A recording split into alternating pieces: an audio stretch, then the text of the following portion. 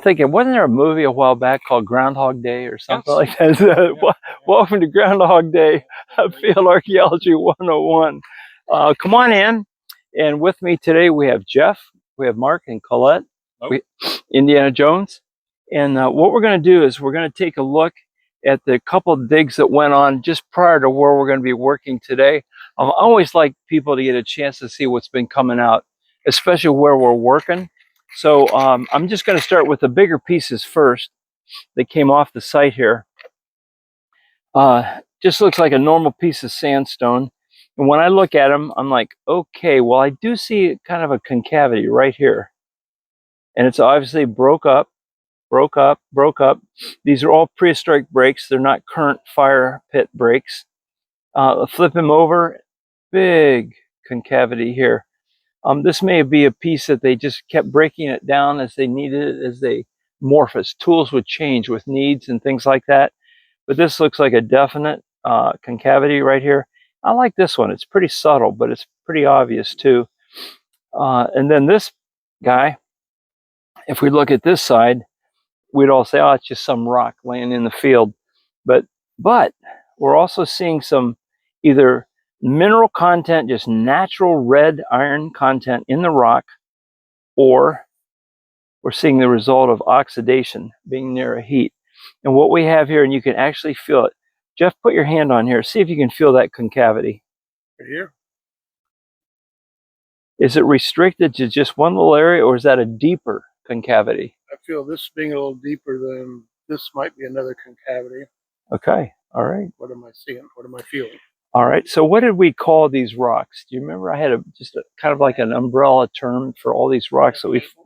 There we go, yeah, tabletop rocks. And it's just an arbitrary name that because I couldn't think of anything better to call it. But we needed to somehow gather together the stuff that we're finding on sites. And tabletop seemed like it worked. So we have a couple of tabletops that came out. And we looked at this little guy over here. And we're like, what's going on with this guy? Well, this is not oxidation. This is the actual color of the sandstone. One of our YouTube followers said, well, how do you know the difference between oxidation, mineral change, or just the rock itself? And it's kind of like stepping up to the plate and hitting a baseball. After a while, you don't think about it. You just swing the bat and hit the ball. And after you work with this stuff, you get a sixth sense. You just know if it's been turned by the fire or if it's just the natural mineral. And this is so evenly distributed throughout the rock all the way through. There's no concentrated red areas. It's just evenly spread. That's why this is, I feel, it's just a natural red of the stone. However, I do see evidence. I don't know if the camera's going to be able to pick this one up, but this has been polished right here. And this is where you want a hand lens that you have at least 10x, because when you look at it, this should be granular. It's sandstone, but it's the grains aren't showing here. It's like smoothed off. Okay. And so I'll flip him over, and notice this side, how rough it is right here. Can you visually see that, you guys? Mm-hmm. You see that, Jeff? Yes. Colette, are you good with that? Okay, so it's really rough, but when I flip him, everything changes. Everything changes. So bottom line is collect. Hang on to it until you get other opinions, different people looking at it, and see what you got. This is a collectible. Again, this just could be a reduced tabletop where it's so small they didn't need it and they gave it a pitch. So these are keeps. And what we're going to do now is take a look at stuff that's come out of where we're going to be digging today. So if you can come on in and zoom right in on this puppy, that would be great. And I don't know how to be helpful here. You guys are okay there. Let's take a look at the pottery. And I just want to make a real quick comment on this. If you notice it, it's all pretty consistently what size? Small. Small. Way too small. I want it bigger. But it's pretty much, even when you look in the slot, it's all uniform, right? And it has that small in common. A guy named Dr. Redman from the Cleveland Museum of Natural History spoke to our chapter a while back and talked about backfill or backwash, where they were walking around, stepping on things, breaking things. Makes sense to me. And if you get close to a lodge, and they're walking around all the time, this stuff is not going to get big. It's going to be smashed. And sometimes I like to think about the pottery in the Southwest. If you've ever visited out there, you know, it's just laying on the ground. Right. But as people, if they got off the trails and walked, probably end up in everybody's pockets. Right. But it would also get crushed up just like this. His thinking is that maybe we're closer to a lodge when this stuff is going on. So a lot of this, and I suspect that we're all going to be finding a lot, but I want you to be in step with the idea that it's going to be really small stuff. Now let's take a look at some of the bifaces that have come out here. I want you to see those. And Jeff, you're welcome to pick one up and talk about it. You know, whatever draws your eye. Oh, you want to talk Time's up. Okay, Mark. No, come on, Jeff. You're on, buddy. Anything catch your eye here? All right. Donor percussion? Excellent. What are we looking at? Uniface or biface? This side looks like it's biface, and this side looks uniface. Okay, Right. all right. So what we actually have is a blade, or not a bladelet, but a blade. You called it out right. We had the cone of percussion right here. Sometimes that's called the bulb of percussion. You can feel that little bulbous area right there. And so it does. In this case, the energy fanned out at the strike. So this is our proximal end, the closest to us. This is our distal end. Uniface, the vast majority of this has not been worked. This is just a retouching that went on along the side to create some kind of a knife or a tool. So proximal, distal. Let's take a look at our distal end and see what's going on. A little of a remnant left of retouch here, but broken from damage. The tips, the points are gone from engravers. This one still almost looks like a Buren flake right here, where a lot of times they would do this intentionally to strengthen this edge, so they had a tool right here. Okay, so this is a uniface. Rest of these, with the exception of this one, are biface. So Jeff, anything else catch your eye? Can I make a comment on this? No. Go ahead, of course. Yesterday in my shop, I was cutting a piece of leather to make a cradle to hold a rifle barrel when I was working on it. And this is exactly what I would use to cut leather. If it was down on a piece of table rock, leather stretched out, I'd cut a strap with something just this size because it fits between my thumb and forefinger. Wow. Wow. That's interesting. Okay, we're okay to move on here. Thanks for sharing that, Jeff. Looking at the cone again, or bulb of percussion. Colette, can you feel that right there with your fingers? Does it feel a little bit bulbous there? Yes. Okay. Now, to help you, and the reason I'm spending time on this is they're not normally this clean when we're in a field walking. They're usually dirty. So a lot of what you're going to have to do will be with your fingers. You're going to have to feel it. So I feel the bulb or the cone. When I flip it over, I can feel the flake scar right here. Came off the bottom where they thinned it, so they could either hold it or haft it. This piece has been worked beautifully. Can you see this edge that they put on all the way along here? Uniface tool, proximal distal end. I probably would call this a multi-purpose tool. Yeah. Maybe we had some engravers, some gravers right here that are broken or worn down. 1, 2, 3. And this is our distal end right here. It's been used up. And our beautiful edge here. A little bit of work here. Okay, 2 uniface tools. What else is going on here? Colette, anything catch your eye here? I like this little point. And it's a Ah. biface. It's worked on both sides. Okay, biface, worked on both. Are you able to get this okay? We're good? It has the real defined notches, which we don't always Almost get like to a see that. deep corner notch type work. Yeah. How about the base? Is it ground or not? Is it razor blade, or does it feel fairly smooth? It's smooth, but Okay. it's close. I think it's close. It's sharper. It's sharp in some ways too. Okay, all right. So I don't know how to answer that. Well, it's both. Probably a little more polished than it is razor blade. Right. If I compare this razor blade edge to this, all the difference in the world. Okay, now this is important because if I want to do an analysis of this fire pit, I need what's called diagnostic material, which is something that tells me what I'm dealing with, the age of my site. This is very diagnostic of archaic time period, which would pretty much eliminate pottery. But yet we're finding broken up pottery, but the broken up pottery that we're finding are not related directly to this fire pit. I think we're working with a lodge area. People walk around kicking. They had a hole, stuff got scooped in, put out, filled in the pot, the hole like that. There's just no pottery going on during that time period, with the exception of the, I call it the Ashtabula culture, just because I really like those points. And it precedes the Adena.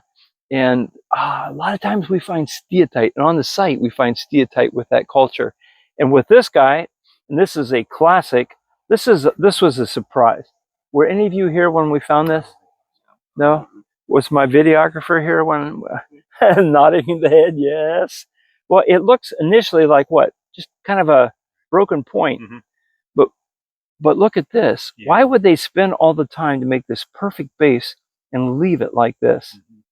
Well, answer is they were making a very special tool. I'm going to flip him over. Look at that right in there. Can you guys see this working going on right in here? This is what they would call a hafted shaft scraper. Okay, have you heard that before? And then they had a graver right here, graver right here. This is an intentionally made tool. That's it. Characteristic of their culture. They just liked it, and that's what we're dealing with. Mark, anything left over here, buddy? You're getting the leftovers. I'm gonna go this one. Toothpick. Possibly perforator, possibly drill point. I do see some possibly twist damage. That would probably be the tip. Damage here. I don't know. I don't see any reworking around here. I'd look perforator or drill. Okay. All right. And this is really neat, people. And this is something I want to challenge all of you to do, is to look at your break and see if you can determine if this was a snap break or a torque break. Because a lot of people still want to call these drills, but we're not necessarily seeing the physical evidence on the drill to show where it was being twisted in bone, or being twisted in antler, or being twisted in a real soft rock. So this is yet to be solved, and this is things that you guys can work on with your collections. Take the time this winter, look at your breaks, and see if you can determine it. For me, I like these little guys. This is like, we got the just both ends are sides are broken off near the base. And if this were hafted, and in a haft, and it's a little bit loose and you're twisting, it's going to snap it here and here like that. Could be why it ended up in the fire pit.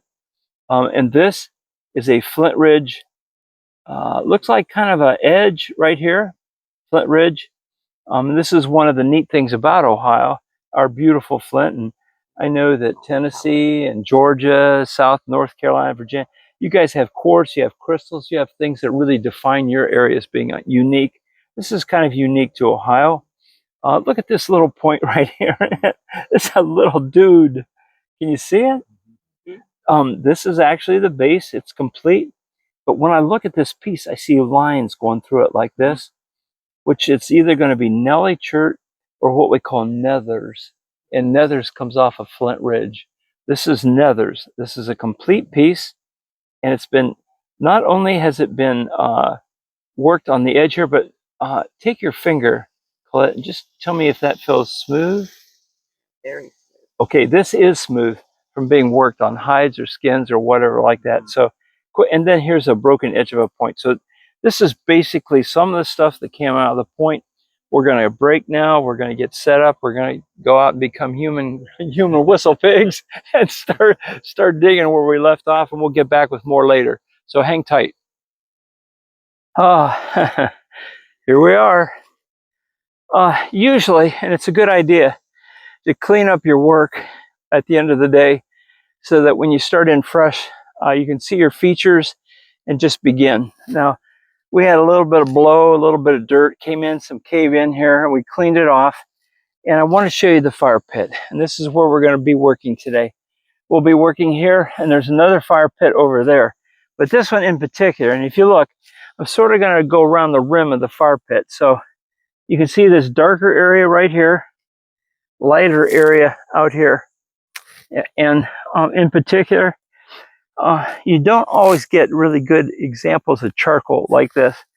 But we have charcoal here, and we have charcoal in the bottom of the pit. So come on in. Let's take a look at the floor of this fire pit. We haven't got to the bottom of the fire pit yet. This thing is still spreading out. But as you can see this, here's some charcoal in the bottom of the fire pit.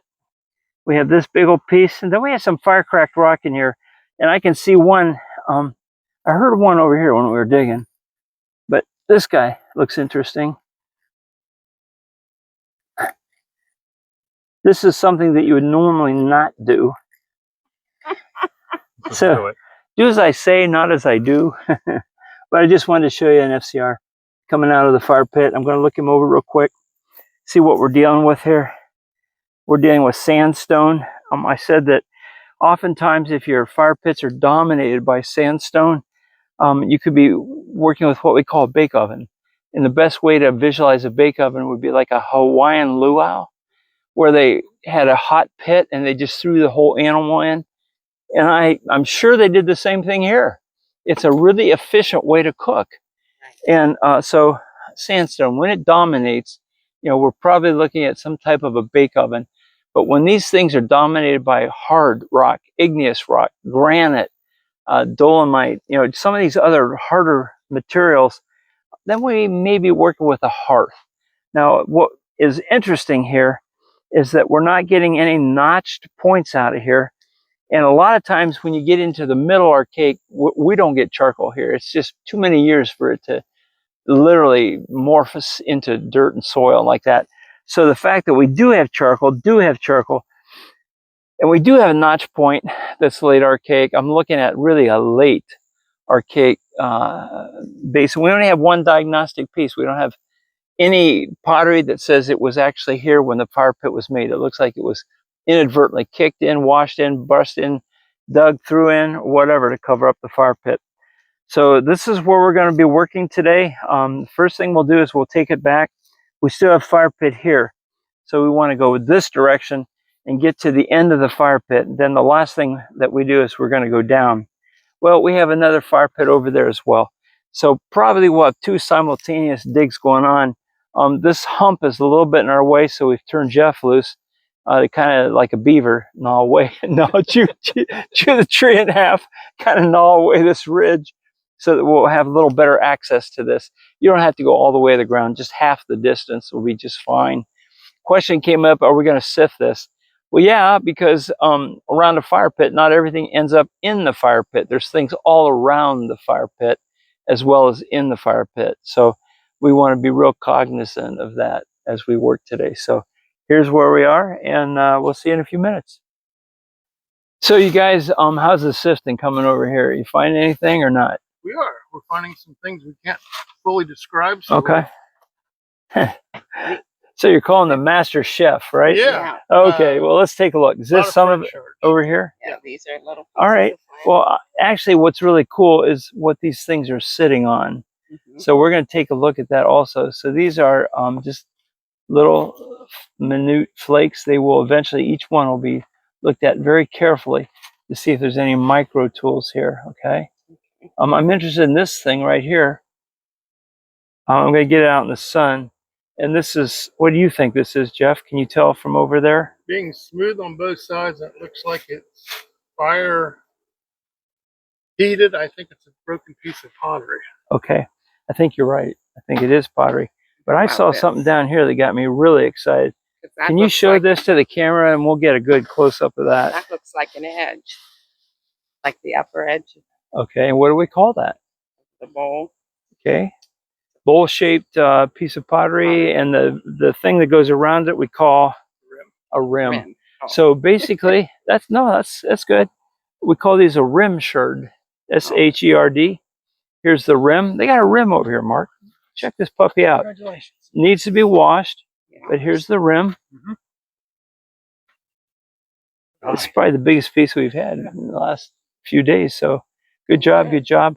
I'm going to put these guys in here, and I want to look at this rock because for me, this is a conundrum. What I see here is a very hard sandstone type rock, but we find these in the fire pits, you guys, and they're always thin like this. Some are big, some are broken, some are snapped, but I find these around the edges of the fire pits. And that's where we were. And I'm wondering if these could have been intentionally placed to concentrate the heat, pull the heat back into the fire pit. Oftentimes, these are stained with charcoal. I do see some charcoal staining on this. But again, it's the right texture, it's the right material, it's the right thinness. And we find these almost in all the fire pits. And this looks like a little concavity. Okay, let me see.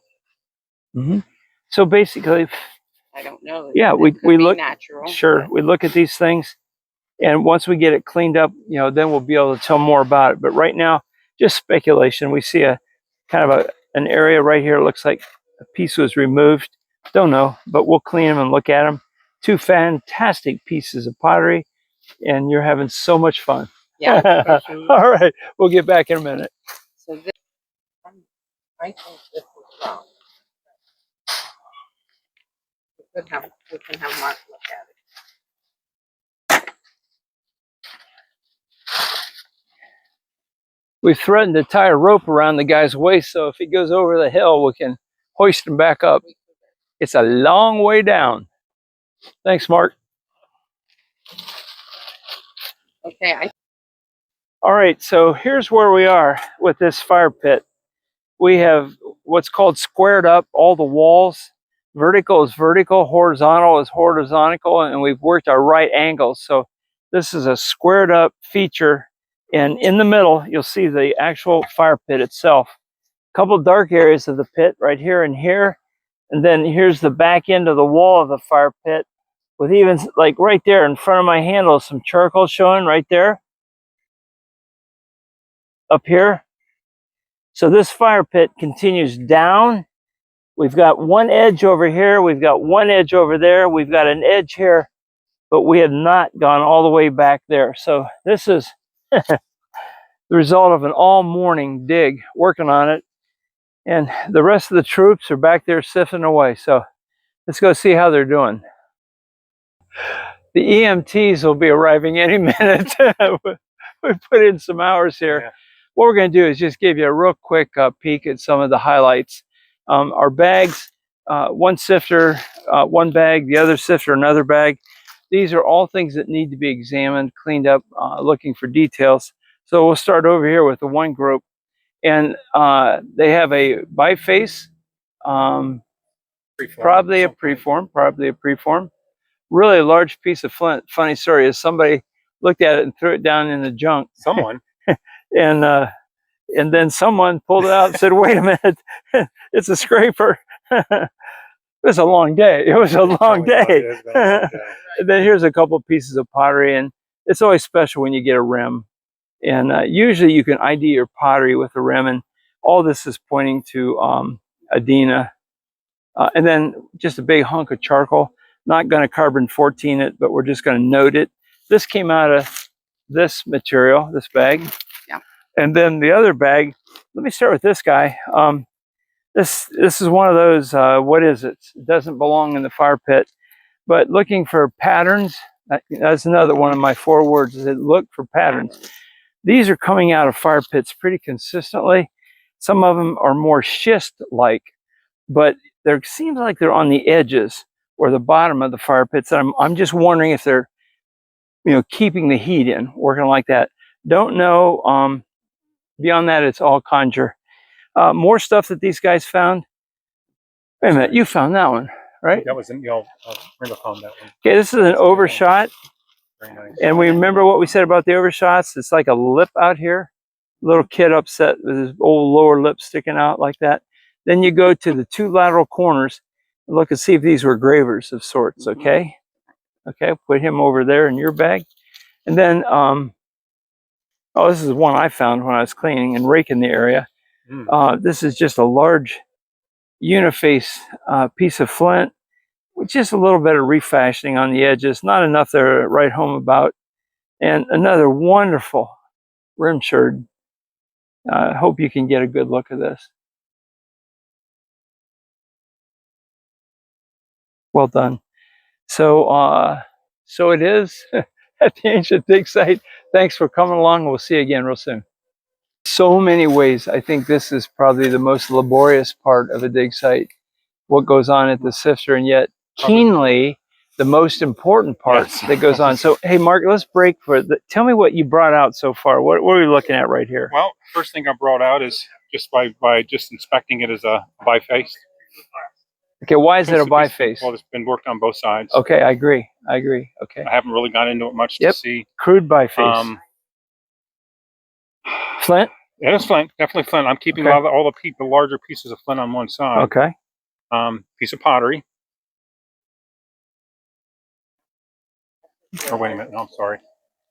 It's not a piece of pottery. I wasn't 100% sure on that, but and there's going to be a whole lot of these. What is it? But probably, this is what the learning process is all about. This is just a shattered rock. Okay. It's been blackened by the charcoal. Right in the corner here, I've got my shattered So rock. let me move through these real quickly. Let's look at these two pieces right here. Yes.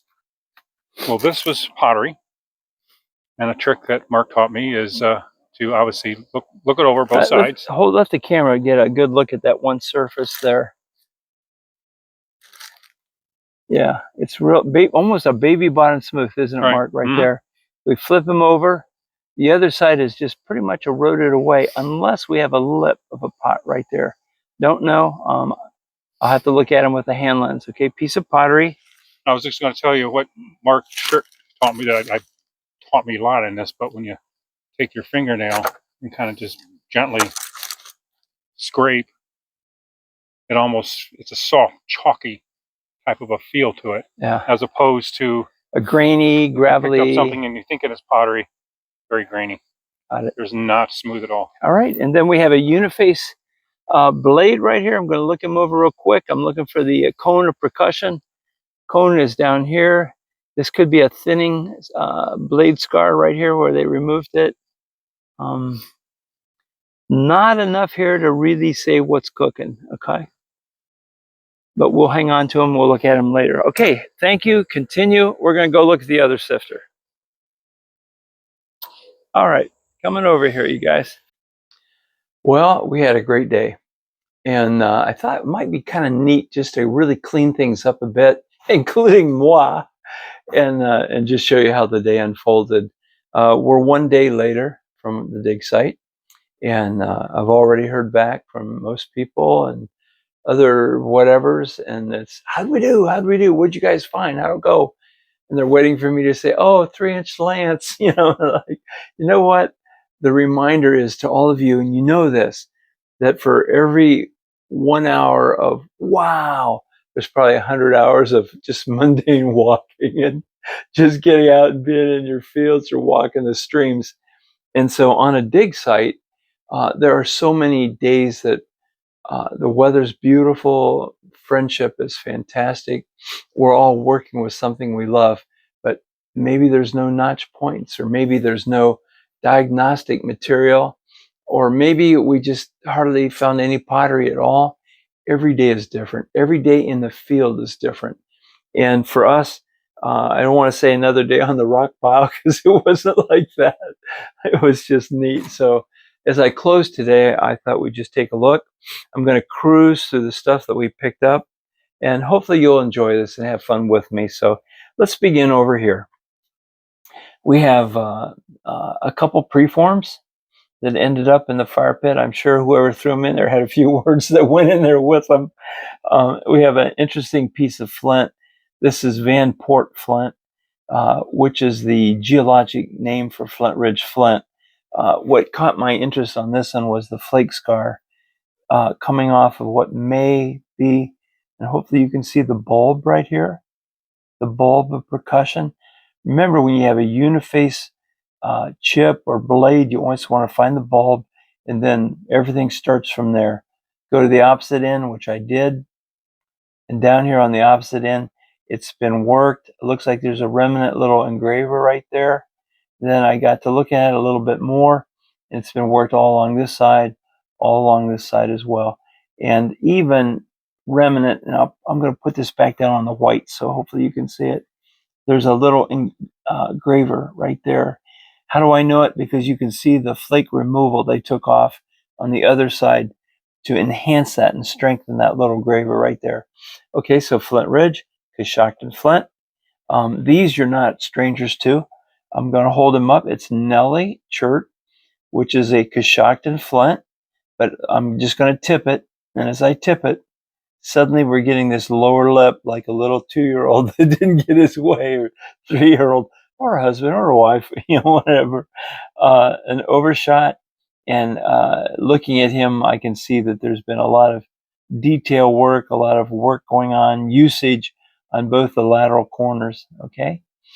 And then this one is not a stranger to you by now.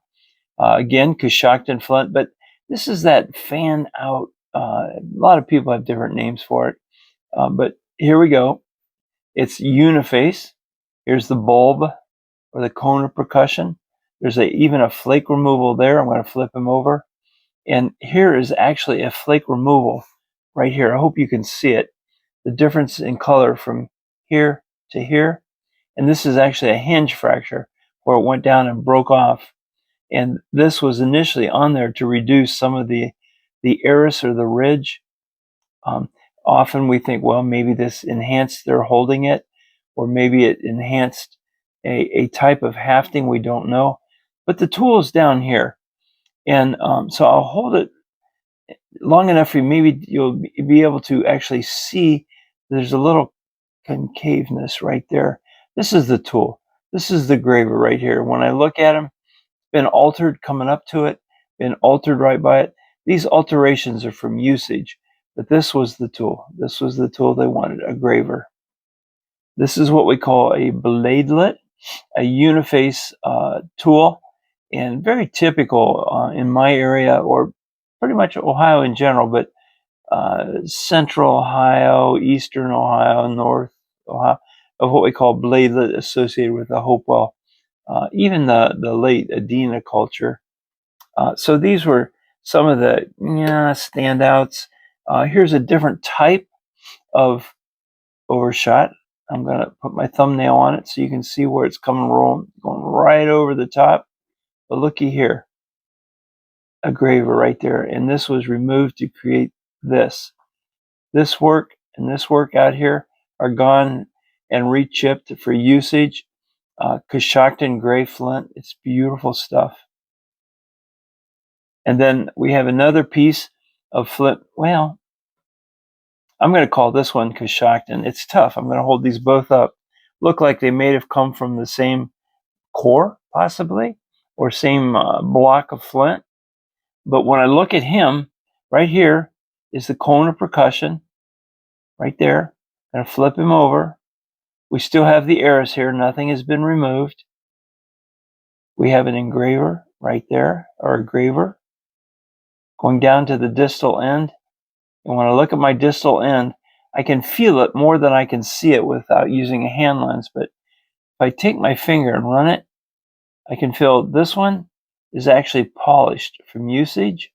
And this one is a little bit serrated from usage too. If I hold it like this, you can see it's not a clear, straight right angle.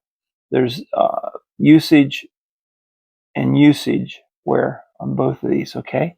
These were some of the flint artifacts that we wanted to separate out. Coming this direction, we call these sherds of pottery. And pretty typically, this is what we get into. You heard me talk about backwash or a washout. If you've got people walking a lot in one area, things are going to get broken up. And I mentioned if we were out in the southwestern part of the United States, all that pottery that's everywhere. If they allowed people to get off the trails, it would end up looking like this. And when I actually look at these, there's evidence of different pots that are involved here. Real quickly, I see at least 1, 2, 3, and maybe 4 different pots. This one is a little bit bigger. We've got where the charcoal was laying against or along the inside of the pot. You hear me talk about tempering, and I'm going to get him under the light a little bit. And the tempering is what I call the chunky peanut butter between the two pieces of bread or the skin. And that's the inclusion of the quartz or the sand or the grit.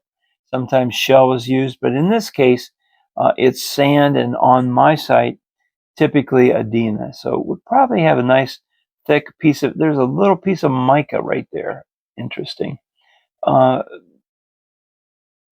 you wouldn't have any hard time recognizing this, but it gets tricky when you get down to these little guys. And this is where we separate, yes, there is an XX and an XY. This is where you separate the boys from the men. And then over here, these are interesting. These are for sure, I haven't looked at this guy yet, but these are 3 drops of clay. Maybe they're working on their ceramics and their hands are gooey and the glops hit near the fire pit and he's got fired a little bit.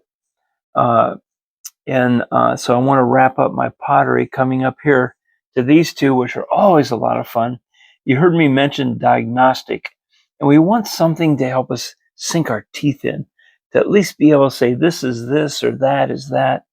And I'm going to lift them up a little bit, and you're going to see what we call the lip or the rim of a piece of pottery or sherd pottery. These are not from the same pot. And immediately on the site, everybody was saying, oh, same pot, same pot. But if you look at the 2, I'm going to turn them around a little bit for you. You'll notice that this lip was intentionally made to kind of roll over this way, where this one was intentionally made flattened, and it's even been sculpted to be flattened that way. And then I'm going to turn back around again. If you note, this pot even had a where their paddle or whatever went all the way around the pot, separating the upper part of the pot from the lower part of the pot. 2 very, very different pieces. My money is Adena on this one. High level of confidence. This one, not Adena. It's definitely not from the Ashtabula culture. This one, more than likely, is going to be late Hopewell or early, late woodland. And I'm leaning that way a little bit. Okay. But just some of the excitement of the things that come off the site. Remember, I said people are walking around, prehistoric people, kicking things around, dig a hole here, dig a hole there for this or that, post holes, dirt gets out of the ground, moved, shoved back. So things get shuffled really well. And I think that's what Dr. Redmond had in mind when he called it what he called it, backwash or whatever, drifting on down. You always hear me talk about fired rocks. This one came off the site yesterday. Do you know what this is? In Ohio, we call these lucky stones. They're quartz that have been in the rivers, probably glacially polished, and then in the rivers just polished more and more. This one has a little bit of patina on it right there from being in the fire or near or close to the fire pit or near to an organic item that laid down some fossilized patina right there. That's not mineral patina. But this is a lucky stone that would have just come out of a creek. This is what they look like, but lucky, lucky, lucky. So I've got these 2 to compare it to these 2. These guys were actually in the fire pit. Both lucky stones should look like this, but having been oxidized, exposed to a lot of heat over some time, completely changed the surface of these material. This was just as you kick around on the site, things wash out of the sand. It's a uniface. I'm just going to call it a blade with just next to no alterations on it. It's just the way it broke out like that. But we pick them up, and it's going to have its own cataloging. Coming this direction, this probably is 2/3 or maybe 4/5 of the flint that came out of our diggings yesterday from the fire pit. So I'm going to just quickly mention, in here you have a real good sampling of Coshocton flint. You get grays, you get blues, I'll put him over here by this blue. You get cherty, chalky colored yellows and grays over here.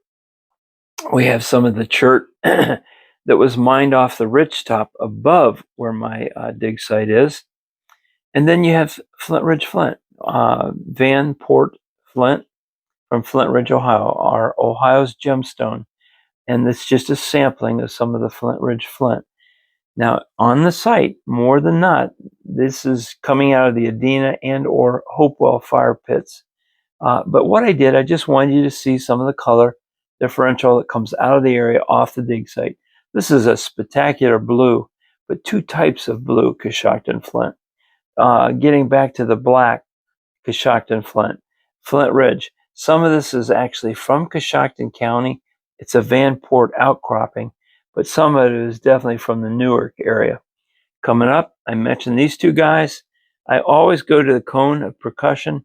From there, I go to the distal end, and I look for where the rubber meets the road to see if I have a tool. Come in here, I'm probably going to wrap it up with this. There's going to be what is it's. What is it's in every fire pit, every field walk that you do. Now, you hear me talk about patterns, context, color, shape, size, all that stuff. This has been uniformly, unilaterally coming up in fire pit after fire pit after fire. Not in every, but the vast majority has a thin type rock. And it could be a thin sedimentary rock, or it can be a thin moving on into a metamorphic type rock. This guy actually has a little bit of patina on him. What were they doing with these things? And the best you can do is look at a plain fire pit, nothing in it, and then you look at these. So context. This does not naturally belong in the fire pit on its own. It didn't belong there. It was brought in. Okay, was it just randomly brought in? No. These are turning up on the sides of the edges of the fire pit. So without even spending any thought time on it, I'm just like, maybe these just help to reflect some of the heat back into the fire pit. I don't know. And let's kind of roll it right here. This is a piece of flint that's just been fractured and blown to bits in the fire pit. But everybody put the brakes on when they saw this. And everybody's eyebrows went up. We were thinking two things. It's either going to be ochre or it's going to be just some clay, red clay that got cooked, that laid beside it and touched it. Could be either. I have not inspected it to make that decision. But look at the fire-cracked rock. Shattered. And this is one of your questions you guys keep asking me. How do I know if it's fire-cracked rock? Well, if it's not fire-cracked rock, you're going to get almost razor blade edges like that. This is interesting. I'm looking at this guy because he's got like notches in it right here. I don't know if you can see them, but boom, boom, boom, boom, boom. That's weird. That's patina right there. This is a fire-cracked rock of sedimentary nature, okay? This one is more granite-oriented. This guy is more like a quartzite material, just shattered and blown to bits in the fire pit. This guy I picked up, I didn't wet him this morning, but I pulled him out of the fire pit because when it's wet, okay, here we go. when it's wet, it starts to get really dark. And it was a little bit damp in the fire pit. This is not a color of granite that we find very often. I would say next to never in the fire pits. And we're looking at over 100 fire pits now, gone through very carefully. But this guy needed a little bit of extra look. Fire cracked. Do I have anything diagnostic? I don't think so. But again, I need to go over it. Part of a concretion. This is just part of a sandstone layer. This one got tossed in the nothing pile. And somebody grabbed the pole and said, wait a minute, look at this. And I'm like, okay. So they use it as a little scraper. Things can slip by even the best of us. I won't say who that was, but we had fun, and that person took a beating. And then you get rocks that you just scratch your head. You're not really sure about them, but these are heavy in iron, really, really heavy. And I have to wonder if these could be the remnant of a bigger rock that blew in the fire, but they tried to get the oxidation, which creates the red rust, which can give them ochre. And when they were done getting what they could get, it went into the fire pit. there's a strong possibility on that. And finally, this one.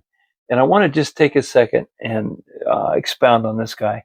This is the type of material in this part of Ohio, East Central, North Central, Central Ohio, that a lot of artifacts are made from this material. It's a green semi-hard hardstone, but the thing that really got me was the surface right here. This is polished beyond what would be just kind of a river polish.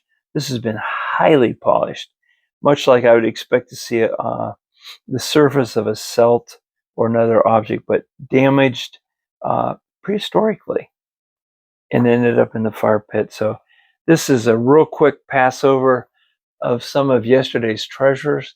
And anytime you can hold the fingerprints of somebody 1,000, 4,000 years ago, it's a treasure.